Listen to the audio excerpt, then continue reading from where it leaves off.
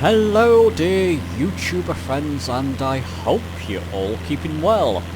Welcome to this new video back on Flight Sim 2024. Whilst the alpha was available, it was only available for a couple of days, I took as much advantage as possible to record as much footage for videos just to fill the void until Flight Sim 2024 releases for real for both Xbox and PC. In this video I'm going to talk about potential performance, what to expect, not just for PC but for Xbox as well. I'm also going to talk about tempering your expectations for Flight Sim 2024, what to expect generally for it. Now, I'm flying over the San Fran area.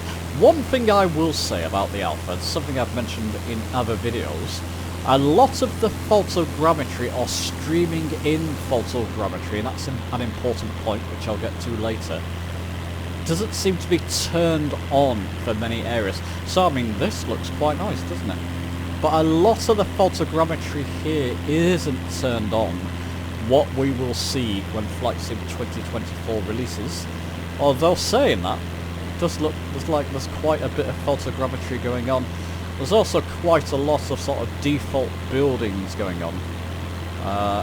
So yeah, I think we can expect a lot more from Flight Sim 2024 when it goes golden. I don't know though, this looks quite good, doesn't it? I may eat my words there. Let's talk about expected performance on the Xbox platform. The alpha was only for PC players, so Xboxers couldn't get to test their systems. My system, I'll link a video I did about my current system. I bought it recently. It's a 4060 GPU with 8GB. It's 32GB of RAM and a rather middling CPU. Is it a Ryzen 5500, I believe? So nothing special there. Now I've not got my frames, I've not got MSI working in the top left there, but I'm getting around 80 frames with this alpha with all settings. Just show you the settings once again. Graphics, general, we go to high end here, click on that, pretty much high end. On the Xbox Series X, so the more powerful Xbox, it'll be a mix of high and ultra as it was with Flight Sim 2020. They have their own bespoke settings on Xbox, but you can expect at least high settings, which I've got set here. You won't have things like frame gen and goodness knows what. But you can expect it to look pretty similar. I'm running this at 1080p. With Xbox Series X you can go up to 4K 30 frames rather, from what they were saying in other videos, so it's going to look fantastic, and probably roughly high to medium settings there. I think you're going to be fine. If you're running at 1080p at 60 frames, I'm getting around 80 here, you're going to have a very similar type of performance to what I'm having here. Possibly, potentially, I think the Xbox Series X GPU is slightly stronger than the one I have. I think it's more in line with the 4060 Ti. It's not a massive difference, but what you're going to see here is probably what you can expect from the Xbox Series X. Now, Xbox Series S, which is the one I have. Let's just take in the scenery. I didn't realise it looks like the photogrammetry is turned on. That's pretty much what I'm seeing. It might be slightly improved with the shadowing going on here. And that's an important feature I'll get back to later as well. The shadowing under the buildings and the trees, of course, are very different. Very different in this Flight Sim 2024 edition.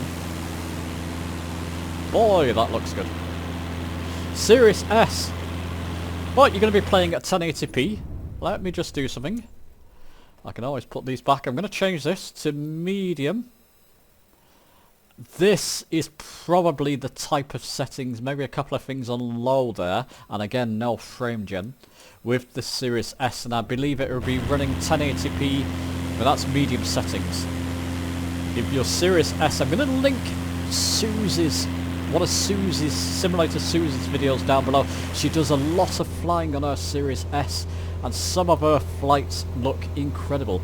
I'll also link a video I did about, I think it was a helicopter flight on my Series S. It can look amazing. I think you're going to get, maybe not quite, you're going to get maybe a couple of lower settings than what you're seeing here. That's medium settings. Now, if I had my frame counter on, that could be pushing well over 100 now, and you'll be getting 30 frames on the Series S from what they've been saying. So you should be fine. It is using the new sim virtual memory on both the Xbox Series S and X. I think that's more for your instruments, so like the glass cockpit displays here. It's never too bad in the G1000. In the Vision Jet and other aircraft, these screens may turn off, as you know, even with the current sim in its current state. That's what the virtual memory is going to be used for, but I can imagine it's going to improve stability and the look of the sim as well. So yeah, you should be absolutely fine. Let me just turn them up. Even medium settings there look fantastic, don't they? So on both systems, I don't think you need to worry. It's particularly back on high settings now on the Series X. You're gonna get very similar look and performance. So it's a shame I've not got the frame counter on. But I'm going to link another video that I did my first impressions, and I had the frame counter on there in case you want to look. I am pretty consistently getting 80 frames in busy areas. Boy, this does look good, and I have to use this in other videos that I do of Flight Sim 2024. I am running 20... yeah, I am. Gonna say, yeah, I just went to the settings. That's definitely Flight Sim 2024. Looks great. Now, let's talk about potential performance. Like I said, a lot of the features, although this area, am I going to crash if I go under this bridge? Is it blocked off? I wonder. Just going to test it, people. No, we're fine. What's that underneath it, though? Never mind. It is alpha, just keep that in mind. Potential performance. Well, like I said, I don't think a lot... well, they said a lot of the features are not turned on. We're getting limited features. We're getting ships all over the place, which... they are improving ships with Flight Sim 2024, but not to this extent where they're blocking riverways and goodness knows what. People are saying it's a stress test. It's an older version of Flight Sim 2024 they're allowing us to fly. But you can see that you're going to get improved shadowing. Going to link another video I did about trees and ground textures and goodness knows what. They look incredible walking around. Even from the air you can see the shadows different on the buildings and the way it interacts there. It's even some ray tracing. Whether it's on now, I believe I saw some. Certainly when you get close to buildings you can see reflective ray tracing. Not certain about that, whether we got it in the alpha, but we'll be getting ray tracing and ray trace shadows and goodness knows what. It's going to improve. You've got to temper your expectations though.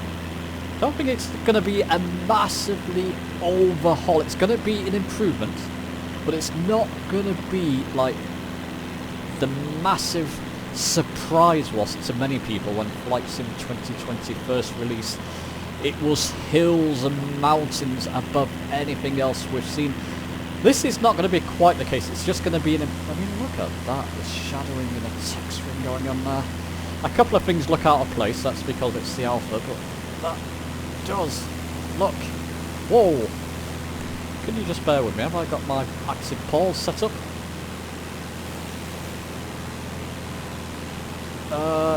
That will do. I just want to take a screenshot for my Discord. I like doing that when I find specific areas. That will do. That will do. That's nice, isn't it? I mean, look at that while I'm paused as well. Just take a screenshot there. You can see the improvements already. It's going to be an improvement, not a chalk and cheese situation like we got with Flight Sim 2020 compared to something like X-Plane or Flight Simulator X. Definitely an improvement, and like I said, a lot of the features are not turned on with the alpha, so there's quite a few more surprises to come. I think, yeah, I think it's definitely going to be the sim that people adopt over Flight Sim 2020. I certainly am. There's going to be a few bugs, and it's going to be a bit hit and miss for the first week or two until they get a patch or two out. You know, we had that. You got to expect that they're doing a worldwide sim with many new features. There's going to be a few gamey elements to it, like the career path, which actually look quite good. Something I'm now looking forward to getting into. I'll be flying around, but then trying the career path just to see what that's about a little bit. And weather hunting and goodness knows what. Cloud texturing and goodness knows what. Let me just show you. Oh, I don't want to do that. Let's go back. Sorry about that. Resume. I've not got it on live weather at the moment, but I'll switch live weather on. Live weather is a bit cloudy. That's live weather. You can see the improvement with the lighting and the weather system as well. I mean, you know, heck, we're going to get things like tornadoes, apparently. I do hope they keep that. Yeah, the way the cloud interacts, if you go in and above the clouds, you can see they're casting shadows on each other as well. I mean, look at that. Look at the shadowing going on there. So it's going to be an improvement. It's just not going to be a chalk and cheese improvement. And forget about these little artifacts. That's just because it's alpha that we had when Flight Sim 2020 first released compared to Flight Sim X, for example. Let me just fly back towards the downtown city there. That looks incredible.